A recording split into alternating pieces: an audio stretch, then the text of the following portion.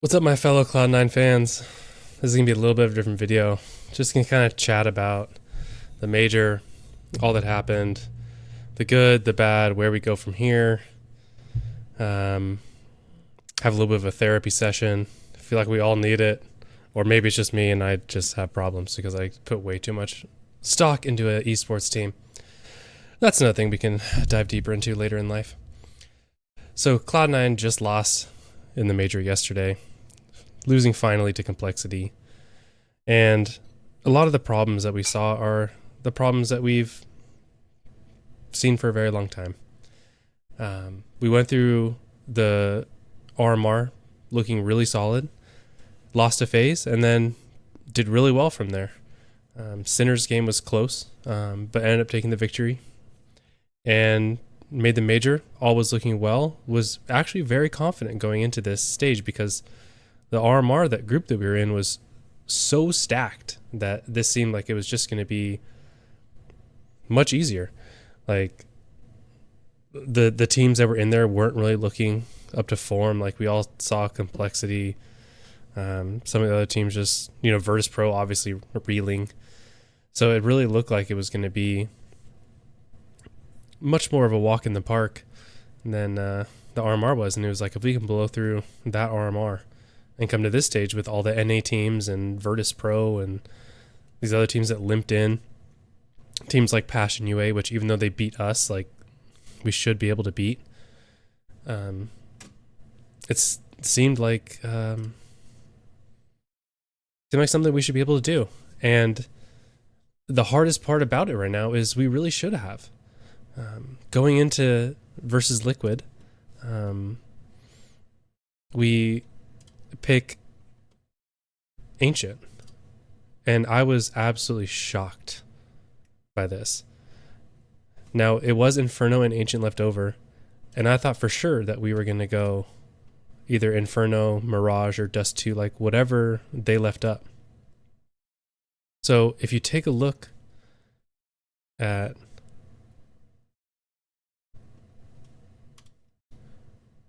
Liquid, their Inferno, they're 4 and 6 on.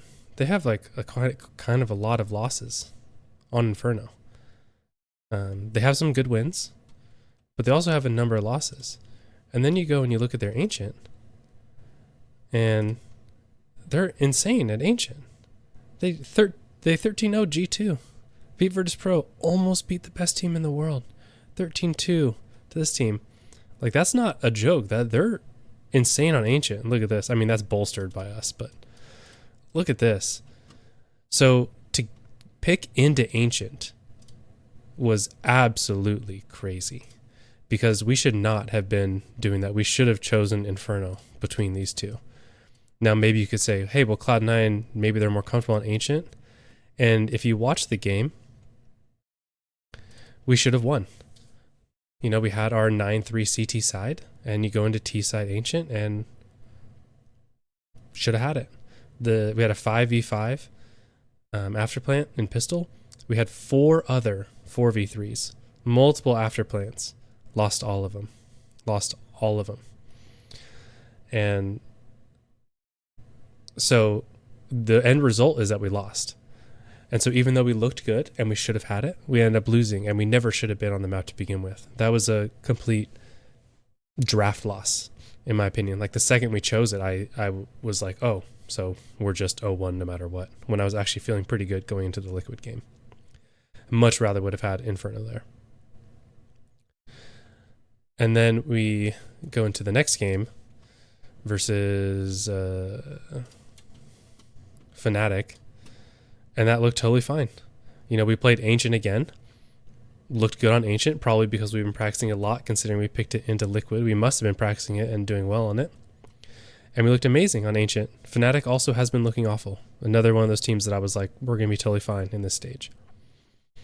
So, dominant win on Ancient there. That's all great. Then we get to Pain. And when you look at the draft for Pain,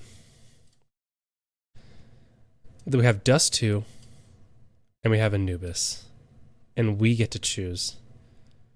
And this was absolutely criminal.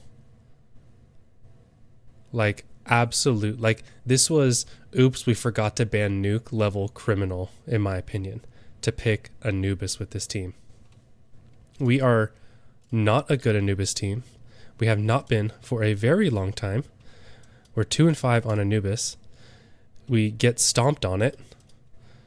We lose to teams like this, and we barely beat Bet Boom, barely beat this team. Like, we are not good on this map, and we have not been for a very, very long time.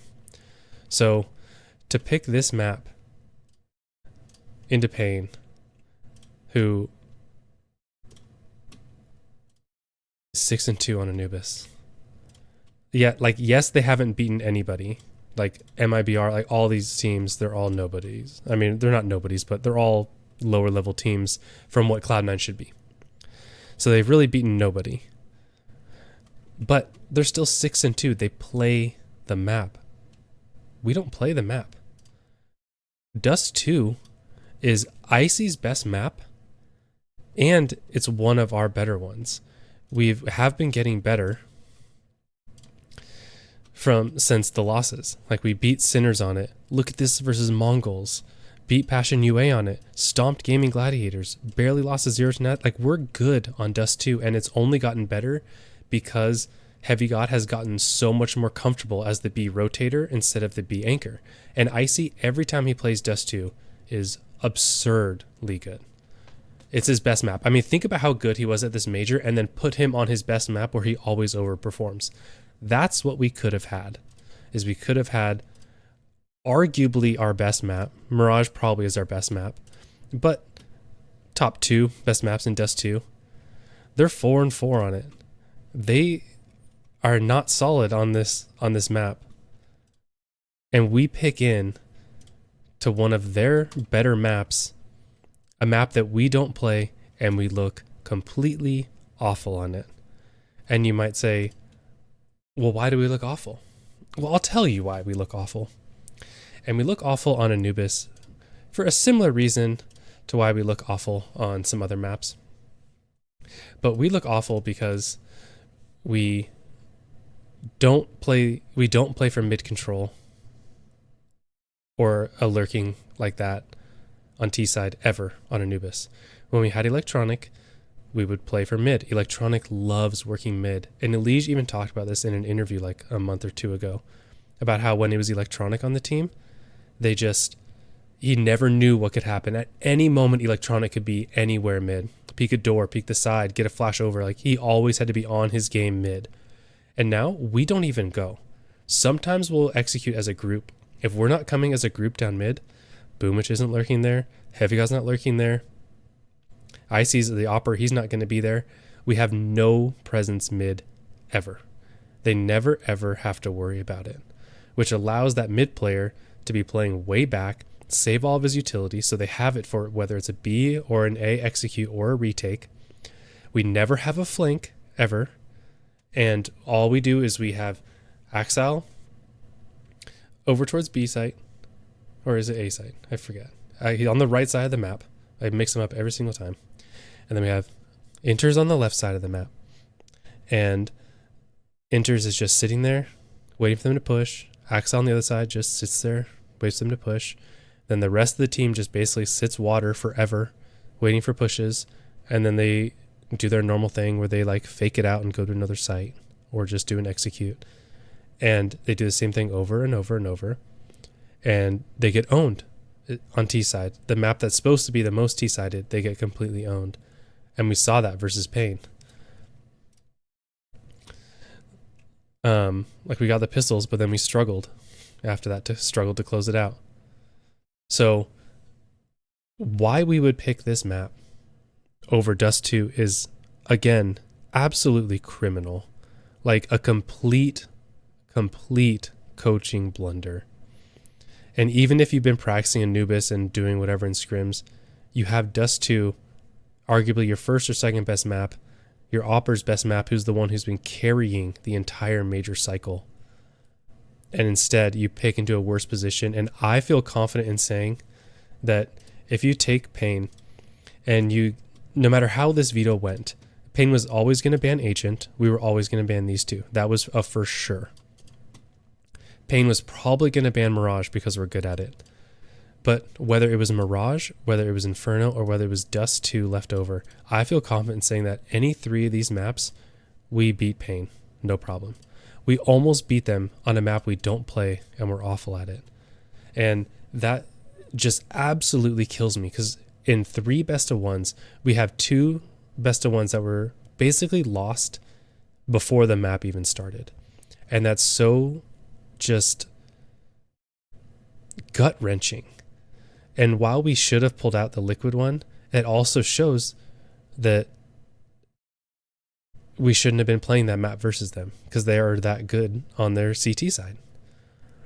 So, and then this Anubis was just, I can maybe pull up the VOD or a clip or something. I don't know how this video is going to go, but I was absolutely dumbfounded for like the first forever, because I could not believe that we would make this decision.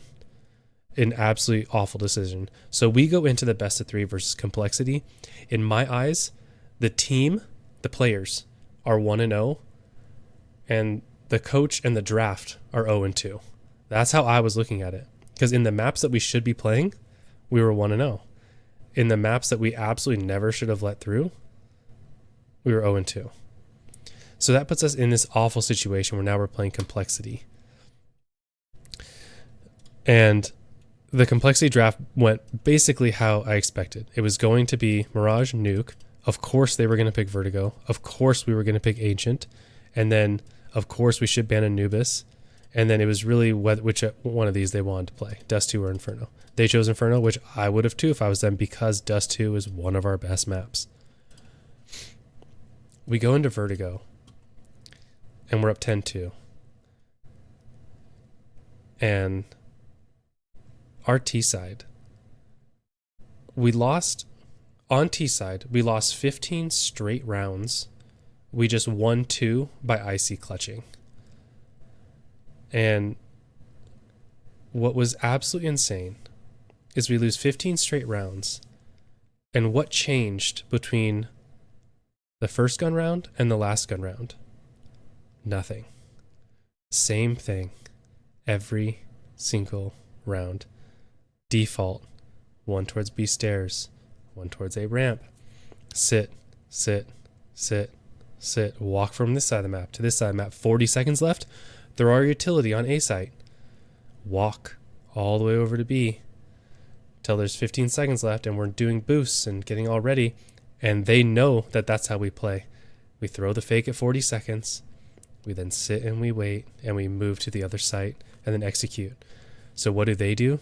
The second they see the utility, they wait about 10 seconds, and when they don't see us, they know exactly what's happening. And that means we're leaving. So they then stack the other site. We're then executing in with 15 seconds left. And guess what? We run out of time. 3 different times. That might be counting Ancient. I don't remember. But there was 3 different times, either just on Vertigo or on Vertigo and Ancient. I think it was Vertigo and Ancient, because I'm counting the one time it happened early in like 3-1 or 0-3 or something like that on Ancient. 3 different times, Axel had a 1v1 clutch situation where he was out of time. Now, you put Axel in a 1v1 clutch, I feel great about that. Axel's better than anyone on Complexity, not named Elish. So, like, if we just had 10 more seconds, he wins those rounds. Instead, he can't plant. They're not going to rush him, and he just runs out of time. It's just insane to lose rounds like that. And then the number of ecos that we lost over these 5 maps was also insane. Now, we love to lose to like 4 spies, and we saw this again versus Complexity on Vertigo. It's like a 4v2 entering up B stairs. All they have is a 5-7 and a MP9. They clean it up. We love to do stuff like that. And part of the problem is because we're running out of time. We've used our utility just sitting and waiting around. And at any point on Vertigo, did we do a fast execute over those 15 losses? No. And then you can even look back to when we were going against Liquid on Ancient. The rounds that we won were the fast executes. The Let's get a stack. Let's wait for the initial utility to stop, and then boom, we pounce. Because teams save all their utility versus us because all we do is wait around forever, and then they have utility at the end just waiting. So we have success versus Liquid with just executing. So what do we do on the final round to go to OT? We default and we spread everyone out, and this player gets picked, and then this player gets picked. There's no one around to trade. There's no one else nearby. Same thing on Vertigo. Axel's walking up A ramp all by himself, dies to a boost. There's no one even close enough to spam the boost spot. This is the kind of stuff that we've seen from when Nafany was running this team. We would see this on Mirage. This the T side woes on Mirage. Remember those with that when we had Nafany on the team, losing majors from T side Mirage, and the same thing, just defaulting. Hey, sweetie. So it was the same thing on T-side Mirage. Spread out, someone randomly peeking over here, someone getting picked off mid, like just 5 wide, no trading. Like you notice a lot of the teams that we play against now in CS2, like they have such good trading. And we have good trading too when we do an execute. The problem is so many times we just lose someone who is just dry peeking. Like again on Vertigo, how many times do we see it? Like Heavy God trying to sneak up the B stairs, gets picked off, and there's no one else around because he's like lurking it. Or Axel trying to sneak up A ramp or sneak up the top of the A ramp and gets picked off, and there's no one else there. Like that's a common theme that we see throughout our T sides, and that gets me into like the problems of the team. So if we are looking at like the future, and we want to talk about like the actual problems of the team and what needs to be fixed, we have a few. One big problem is our T sides. Our T sides have been like this for years, and we never adapt, and we have never changed, and that all falls on Groove. My feeling is that Groove had this great idea in CSGO for this new strat, and it worked amazing. They got to #1 in the world. They were winning everything. They were slowing things down, waiting for people to push, punishing all that, pouncing, doing all this stuff. Now, by the end of CSGO, a lot of teams were playing like that, and so it wasn't new, it wasn't fresh anymore. And so we started to fall and fall and fall and fall. Then, now that we're in CS2, the teams that are playing like that, us, VP, we look awful. Like, we look absolutely awful. In a game where T sides are going well, we look absolutely awful doing it. We aren't playing with the speed and the tactics that all the other top teams are. And for years, it's been, okay, we're going to player break. He has to see the problem. We have to be making these changes. We got to be playing faster. Got to be doing more executes. Got to work on more trading. Let's see how we come out of their 2-month break. Surely they have something new. No, same thing. Then next one, okay, well, we made a roster change now. Now we got these players. Now we're going to do this whole new thing, right? We're going to work together. We're going to do... No. Same thing. Same thing. 5 wide, all spread out, people getting picked off with no trading. All that still happens everywhere. So that's one problem, is that Groove's T-sides have not changed in years, and it doesn't seem like there's any sign that they're going to in the near future. I think at this point, I don't know how it works to let go of Groove, because I don't think there's anyone above him. At least there's no one publicly facing that is shown to be above Groove as a manager. So he is probably the head. So he's never going to be gone. He's the head of the whole project. He's not going to let himself go. I don't think there's a manager above him making roster decisions. I think he's the one making the decisions. And they're a whole Russian setup. And the rest of Cloud9, is over in NA, California. So how in the world is Jack gonna fire a coach and then have any idea how to go find another Russian-speaking coach? How is he gonna make that work better? That's a very tough situation. So it seems like it's kind of stuck.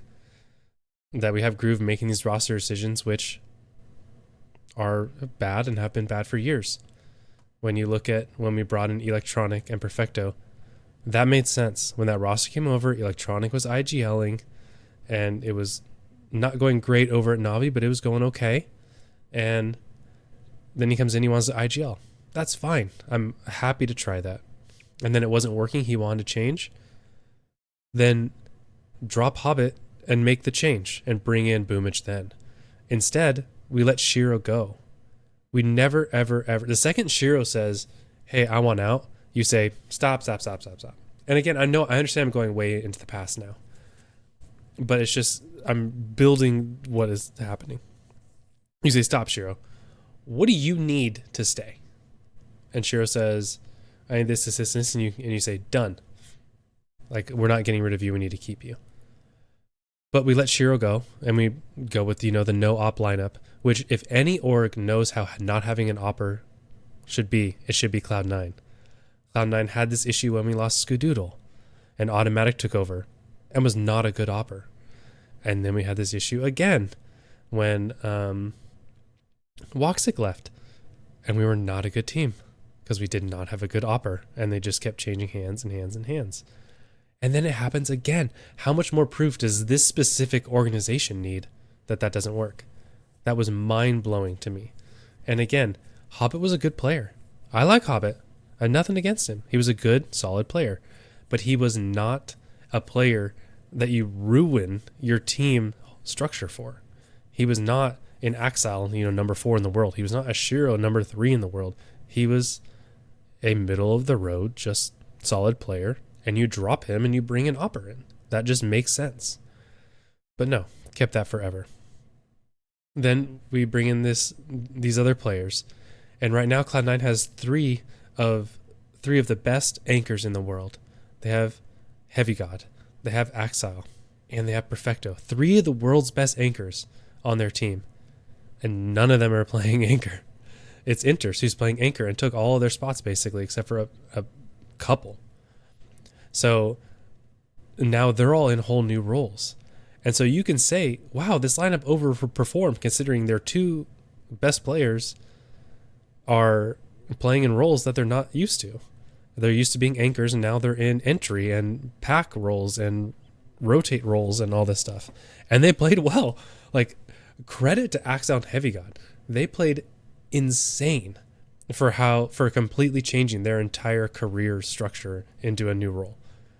But why do we have a lineup that forces them to do that? Now, I understand that there was probably a lot of turmoil. You have players begging to leave and get away from Groove. You have a bunch of players who are hearing this and saying, well, maybe I don't want to go to Cloud9, considering everyone is literally trying to get away from this team. And so maybe Inters was like literally the last choice because they're trying all these people and everyone's saying no, or who knows what. So I understand that Inters probably wasn't their first choice, probably wasn't their 10th choice. And so they made the major with it. I mean, that's probably job done. But when we started the major and we had the RMR, I was like, okay, I'm going to give Groove another chance. I'm not going to complain about Groove this whole major. And then this happens with this drafting and these T sides and the timeouts where nothing changes and the lack of adapting at all on T sides. And it's like, wow, like what is happening? Like, this is like the baseball manager who gets into the World Series or the conference finals and just all of a sudden changes the entire year's plan and is like, screw our starting pitchers, we're going full bullpen. And everyone's like, what? Like, your bullpen sucks. Like, what's happening? Why are we? And they just get away from everything they know and it just blows up. It's just like that. And so if you look recently, it's the whole team has been roster mismanagement, no adaptation or no changes in the system. So, I mean, it's been time. He's had as many chances as he could possibly need. It's time to let him go. But I don't think it's happening because I don't think that there's the structure in place to make that happen. So let me get on to the next problem. And the next problem is inters. Everyone talks about inters. This is beaten to death. I don't need to say anything that changes that. Like, let's just be real. He isn't good enough. He's not good enough to be in the tier 1 at this stage. What the team really needs is they need an aggressive rifler. We have this issue where Boomich, I'm going to get to Boomich in a minute, actually. The team needs like an aggressive rifler and probably to put one of Axel Heavy God just back on the anchor spots, unless we want to hire a fourth one of the best anchors in the world. I think that makes total sense. Put one of them back and get an aggressive rifler who wants to be entry. Him and Boomich can run around. Maybe put Axel back in those spots and let Heavy God, run with the pack. And I think the team really just needs that one change, and they'd be really, really good. They would be really good. The whole roster would make sense. The roles would make sense. We'd have a lot of talent. We just need that good entry. And, to fix the T-sides. But even with just that move, I think that would skyrocket how well we were able to actually play, because Inters is just having no impact. Not on T-side, not on CT side. He's just stuck in CSGO. His aim isn't good enough. His decision-making isn't good enough. Like the guy, but he's not good enough to be on the team. And I think he was gone no matter what. I think he was literally a stopgap because there was so much turmoil happening and no one wanting to come to the team that it was like, hey bro, you want a lifeline? And he's like, of course. So I think that's kind of how it worked out. I think even if we made like top 8, he was gone. Then we get into another one of the problems, which is Boomich. And Boomich has this problem with having a ton of bloodlust when he plays. He over peaks a lot. He wide peaks a lot. He'll be in situations where it's like a 3v2 and he's the only one on the site. He hears them coming. The other two are rotating. The other two are rotating in, and he will like wide swing and try and kill down 2 before the other 2 are there. They were nowhere near him. He was in no danger if he doesn't move. But he decides, I'm going to wide swing, I'm going to get 2. And then the other 2 are like, we're now in a 2v2 and neither of us are on the site. Where if he just literally waited there for another 5 more seconds, we have 3 people swarming the site while they're trying to plant. Or you'll be in like 3v1 situations and he'll like peek out and try and get the kill and then he dies and all of a sudden now it's like a 2v1 situation and one of our players is like 5 HP. Like that kind of stuff happens with him all the time. Or he'll be running up ramp on Ancient just alone and dies, and then instantly 10 seconds in the round it's a 4v5. He just has this issue of that like bloodlust of like seeing it and like his eyes like turn red and he's like, I got to kill them. And he just goes for it too much and he needs to like play more in the team, which is another thing that has kind of disappeared from this team. When they joined and when they were on their Gambit run, the teamwork was so insane on this team. On CT side, the ability for them to peek and angle. Axel gets a kill, hides. From the other side of the map, Shiro peeks, gets a kill while they're looking over Axel, hides. As he's doing that, Nafany's like busting through a smoke and spraying down one. At the same time, Axel's peeking that angle again. Like their ability to do that when they joined Cloud9 was unmatched. Their teamwork, their trust in their team, the jiggles, the ins, the outs, that was all there. And then when things started to fall and the roster changes started happening, I noticed a shift, especially with Axel, where he went from this jiggle peeker, work with his team, all this stuff, to a wide swing, hold down mouse 1 and try and get 3.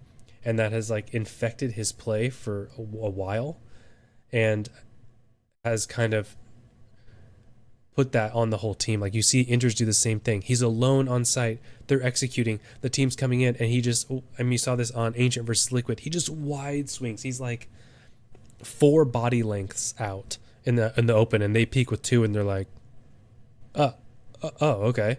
And just kill him while he's out there doing nothing. No one else is on the site yet. And they get the full site, full plant. So there's just a problem of that, if there's like not that inherent trust of like, hey, I get one, you get one, I get one, and like this is how we play it. It's just not there anymore. It's like I need to. Axel has like seems like he has the mentality of like I need to carry. I'm the best player. I'm our team isn't good enough. I have to kill 3 here for us to win the round. It just feels like there's like that mentality. So we need to get that back. We need to get the peak, jiggle peak, in and out movement, like trading, like that needs to come back instead of the, oh, they're executing. I'm going to peek my angle. I'm going to hold down mouse 1 and hope I get 3. So that's the problem with that. And all these problems are fixable, except for it feels like the T side is, it just feels like that hasn't changed in this long. I have no reason to believe that that's going to change now. So those are the problems with the team, and I think Interest is going to be dropped. I think we're going to get a new player. Let's talk about some good things. So some good things from the major. I could not have been more impressed with Icy. He blew away my expectations. He carried every game, and he is literally a clutch god. Like him in the clutch is so insane. He is poised, he is fast, he is accurate, he makes good decisions. Icy, hold on to him because he is extremely good, and he's exactly the kind of player that we need. I was so impressed. He grew on me a ton. Before this major cycle, I was a little bit like, he's fine. Like, he's serviceable. If there was an upgrade out there, I would take it. I don't know who.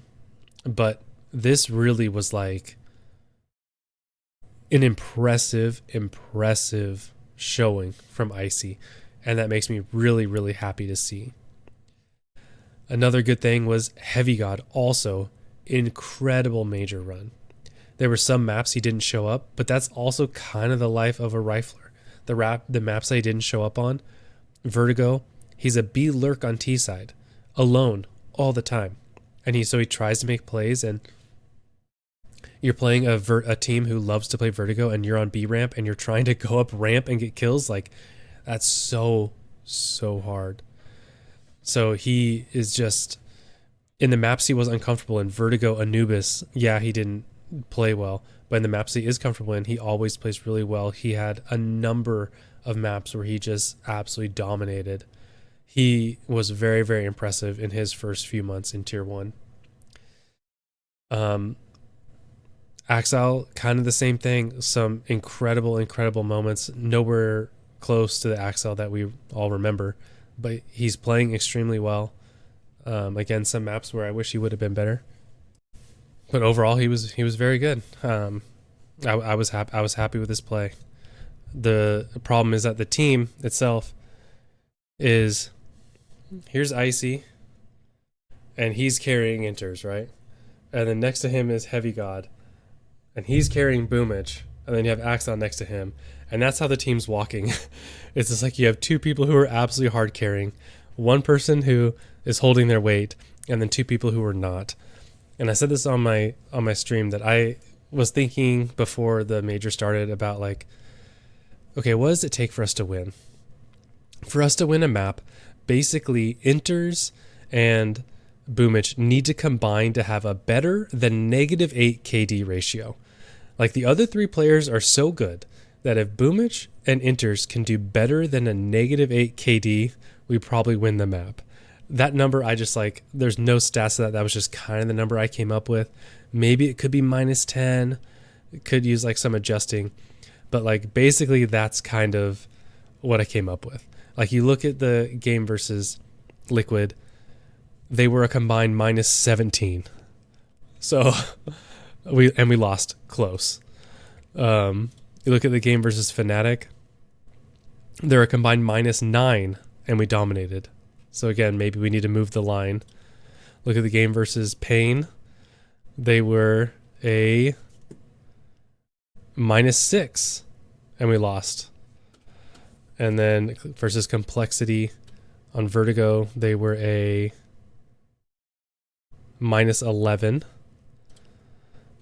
And then on Ancient, we got stomped.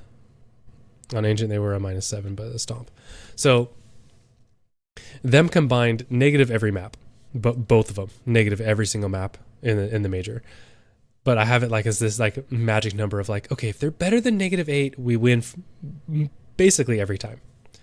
That's how like absolutely like devastating having two players like that is. Like you can carry one. We can carry Boomich going -5, but we can't have carry Boomich going -5 and then also carry a player who's a worse fragger than that. So we need to just, if we have one you can carry. So if we have our 3 players and we add a new entry rifler or aggressive rifler or star rifler, whatever, just like a good rifler who isn't an anchor and can put Axel or Heavy God, whichever one wants, back on the anchor sites, we're a very well set up team. And then it really all comes down to if Groove is going to troll us with the maps and the T sides. So I definitely think there was like some positive takeaways. Another thing I'm worried about is it was extremely important for us to get to the top 16 though, because of the ranking. So as it is Monday, the 2nd of December right now, and HLTV updated, and we're currently 31st. So imagine if we made the top 16. If we made the top 16 and got like a win or two, we're probably in the top 20 in the world. The difference between the top 20 and top 31 next year could be gigantic. It's hard to say exactly how that's going to work. We're 20th in Europe right now. But since they're going to have like specific ratings and that's how they're going to do invites, and maybe we'll get sponsored invites. I mean, Cloud9's a gigantic org. When you looked at the top watched matches, Cloud9 was 5th.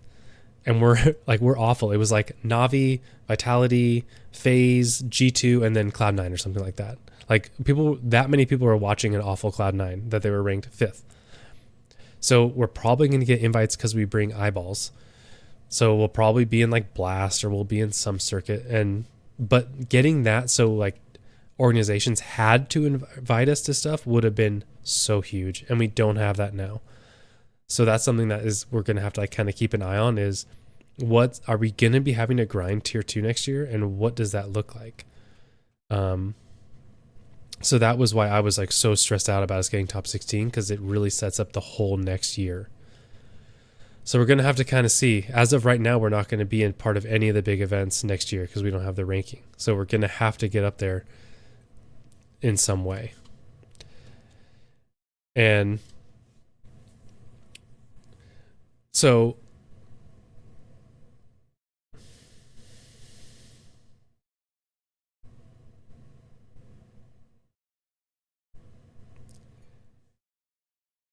and this major is going to stick with me for a really long time. The Liquid loss stuck with me beyond the Fnatic win. Usually like by the next morning I'm like more okay. Then the Fnatic win, you know, like when we lost to FaZe and then we got a win, I was like, all right, that was what we were supposed to do. And if you look at it logically, losing to Liquid and then beating Fnatic, like that's what we're supposed to do. It's supposed to be 1-1. But that really, really stuck with me.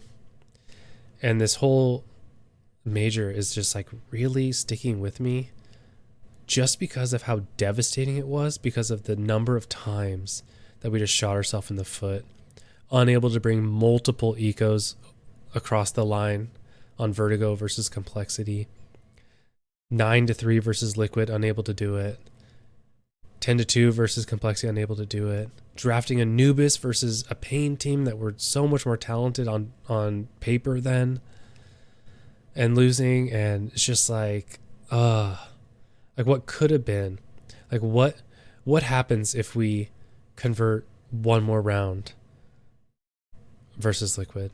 What happens if we don't pick an insanely bad map versus Pain? What happens if we close out Vertigo and don't lose a 4v2 to a pistol and an MP9 versus Complexity? Like what? Like there's just so much. There's just so much like it was right there. Like we didn't lose. It didn't feel like we lost to better teams. It felt like it was like, what are we doing? And so it just hurts. It hurts to go out like that. Um, I think the players are feeling that too. I mean, Ancient versus Complexity, we all knew that was going to be a wash. Like after we lost that Vertigo, like there, if that was the first time we had blown a lead like that, maybe they get over it. But after they did that versus Liquid and then did it again, and then when they lost the pistol, they had to be just down.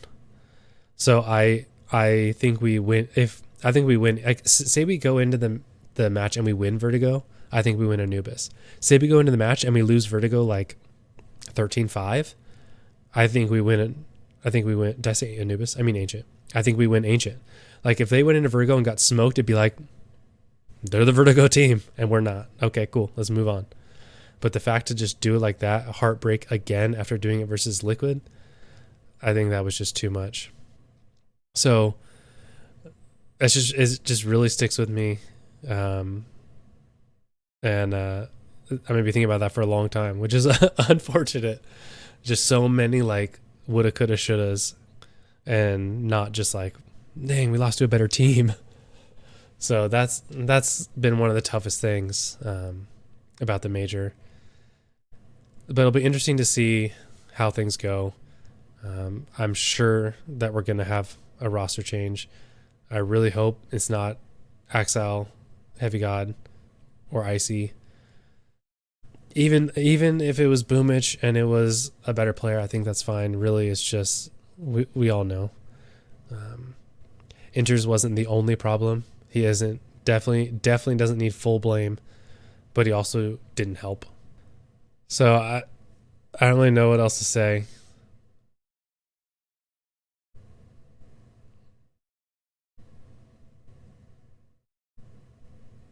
It was a huge bummer, but definitely some positives.